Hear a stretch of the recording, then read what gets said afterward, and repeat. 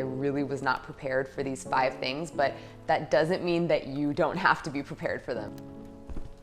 Do you have to do this right now? Hello everybody, I'm Amber. Welcome to my channel if you're new around here, or welcome back to my channel. Today I am sitting down with you and I am telling you 5 things that I was not prepared for during the postpartum period. So I'm currently 16 weeks postpartum, and if you are a first-time mama especially and you're pregnant right now, please do not skip this video, because I know when you're pregnant, it's really easy to focus on the pregnancy and then to spend a lot of time preparing for labor and delivery. And it's really easy to forget about preparing for postpartum and then also preparing for like what to actually do with your baby once you have them. So in this video, we're just covering some things that I wasn't ready for postpartum, and I really was not prepared for these 5 things, but that doesn't mean that you don't have to be prepared for them. So jumping right into it. The first thing that I was not ready for was peeing after birth. So everyone talks about the first poo after birth and how like a lot of people say they're really scared to go number 2 after birth, but I have not heard anybody talk about peeing after birth. For me, peeing was much worse than the first poo. Granted, I did not tear at all, so I'm sure if you had any type of tearing or maybe even a C-section, that might make going number 2 even more scary. But it's also very normal not to go poo right away after birth. For me, I didn't for like 4 days. So I didn't even have to think about it or worry about it for 4 days after birth. But I had to pee like 30 minutes or so after I had my son. And oh my goodness, it burned so bad. I couldn't even finish peeing the very first time because it hurt so bad. Like I just kind of cut it off and, you know, was like, I'll finish this later. And you hear a lot of people talk about using a peri bottle, which is that little bottle that you use to like spray water on your private parts after birth, but I haven't heard a lot of people explain why you use a peri bottle. 1 second. June, get down. The reason that you use a peri bottle is 1, because it's a gentle way to cleanse the area down there without needing to actually like wipe. But the second reason is that the warm water is kind of supposed to help alleviate the burning down there when you pee. Like I said, I just feel like peeing was much worse because once you have that first bowel movement, it's over. And I want to say, I know that some people could have painful bowel movements for a while after birth. That was not my experience. And so if that is the case for you, then that probably is worse than peeing. But I had painful urination for about 2 weeks after birth, and it just got old very quickly. It was not something that I was prepared for at all. I was freaking out so much about that first bowel movement that I thought nothing of what urinating would be like. But definitely a couple of things you could do to help that if that is something that you end up experiencing is drinking a lot of water, staying hydrated so that your urine is less acidic. Peeing frequently definitely helped. And then of course, using the peri bottle does help. And I had to get really good at making sure that the water that I put in there was just right, because if the water was cool or cold, then it didn't really have that soothing effect. But if the water was just even slightly too hot, it hurt so bad because it was already sensitive down there. So then spraying like slightly too hot water down there just did not help. But those are a few things that will definitely help if you experience painful urination postpartum. The second thing that I was not prepared for was sore breasts when your milk comes in. So if you don't know, for the first like 2 to 3 days after birth, your body produces colostrum until your milk comes in.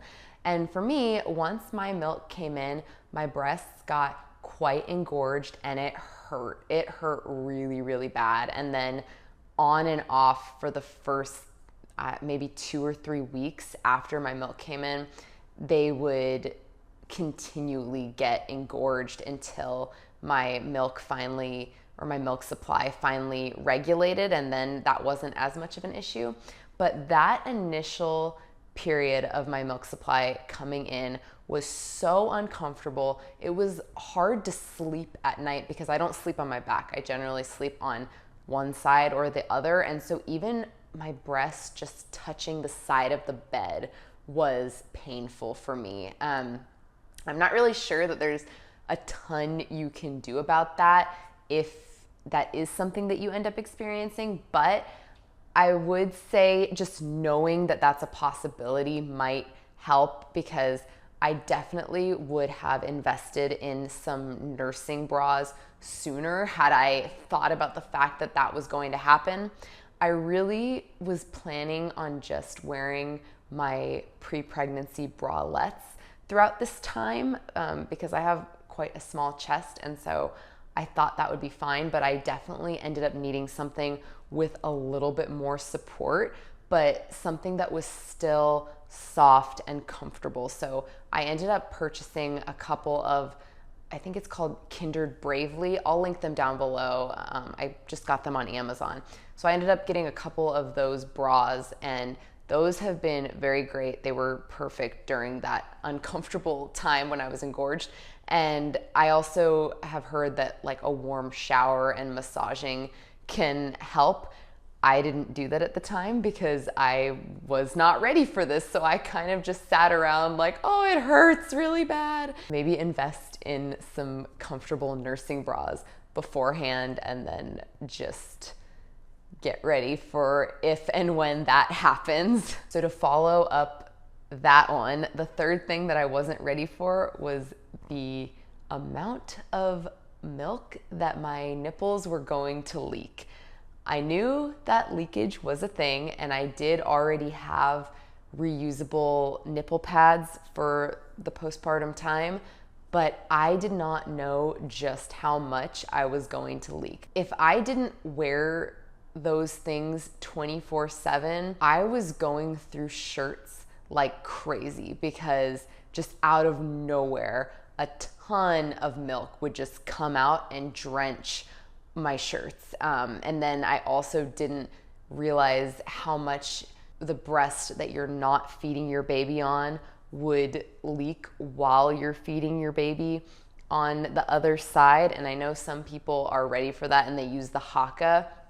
I didn't particularly like the Haka, so I tried that for a few times, didn't like it, so I stopped using it, but I had to get really good at remembering to put a nipple cover on the side that I wasn't feeding my baby on because, like I said, just shirts drenched, completely drenched. So make sure that you have reusable nipple pads, and just for the first couple weeks, maybe to a month, just wear those things all the time. Just wear them all the time. Otherwise, you are going to have a lot of drenched shirts, and no one wants to walk around in a drenched shirt. The fourth thing that I was not ready for was how irritated it would get down there from wearing pads postpartum. I initially, for the first, I want to say 2 to 3 weeks, just wore diapers. And then I had maxi pads ready to go for when I felt like diapers were too much. My recommendation to you, and I will definitely be doing this with future babies if we have more babies, is to just get the diapers. Go ahead and get those diapers for right afterwards, because they are just so much easier to just slap on and you're done. And they will definitely hold a good amount of discharge and blood. But once you feel like diapers are a little bit too much and you feel like you're ready to move on to pads, skip the pads. Just go and get yourself 3 to 4 pairs of period panties. those are so much better than pads because pads just get nasty and wet, and I just found that things just got very irritated down there from being in diapers and then pads where it's like moist and bloody for 6 weeks basically. The period panties, which I already had one pair of period panties, so I was wearing that pair as much as I could, but you can only wear it, you know, for like a night or one day, and then you need to wash it. So I wasn't doing laundry every single day. I had to wear pads because I only had the one pair of period panties. Finally, I broke down and I did end up buying 2 more pairs of period panties so that I was wearing those during the day instead of pads. And then at night I would wear a pad, and it was so much more comfortable. And I feel like those allow a little bit more airflow down there, whereas pads, like I said, just get really moist and disgusting. And unless you want to be changing your pad every hour, which probably you don't, because then you're going to be going through a crap ton of pads, it's just so much more comfortable to wear the period panties. Just take my advice on that one. They're a little bit more expensive, but I think that they are so worth it. I'll also link the ones that I have down in the description box. They are so much more comfortable. You can wear them under your jeans and they're not as bulky as wearing your underwear and then a big maxi pad underneath that. And then as long as you do laundry every 2 to 3 days, if you have several pairs, then you should be fine. It's a little bit of an investment up front because they're like $30 to $40, I think. But I think that the benefit definitely outweighs that small investment. And when you start your period down the road, you can use them for that as well. So that is my advice to you. The last thing that was a little bit of a disappointment for me postpartum was the fact that I thought when I was pregnant that I was going to be able to wear all or most of my pre-pregnancy clothes postpartum. No. And not because I did not fit in them. Definitely a lot of my jeans in particular were kind of tight immediately postpartum. But the thing that I didn't think about was that for the first few months after giving birth, if you breastfeed, everything that you wear just about is going to revolve around how easy is it to whoop out my breast in this shirt or whatever it is that you're wearing. So I definitely was ready for the fact that I might not fit in all of my clothes postpartum, but I did not think twice about the fact that you're going to be thinking about what's convenient to breastfeed in. So I was a little bit sad because I just had all these clothes that I didn't put away, thinking that I would be able to wear them immediately postpartum, but a lot of my clothes just aren't convenient to breastfeed in, and or I don't want them to get covered in milk because, like I said, nipple leakage was definitely a big thing, and it still happens now even at 16 weeks. It doesn't happen as much and it doesn't happen as bad, but it still happens, and so I'm still basing what I wear heavily on what's convenient to, you know, whoop it out so that I can feed my son. So that's another thing to think about. You know, maybe if there's certain things that you're really looking forward to wearing, try to think about how easily you can get yourself out of that thing, you know, to feed in. And if it's something that you realize is not gonna be convenient to breastfeed in, then maybe just put it away so it's like out of sight, out of mind. And another thing you could do is invest in breastfeeding dresses and shirts. I did not do that. I think that's something that I probably would do next time around, just so that I still have some clothes that I can wear and feel cute in, but that are also really convenient to breastfeed in as well. So those are 5 things that I was not ready for postpartum.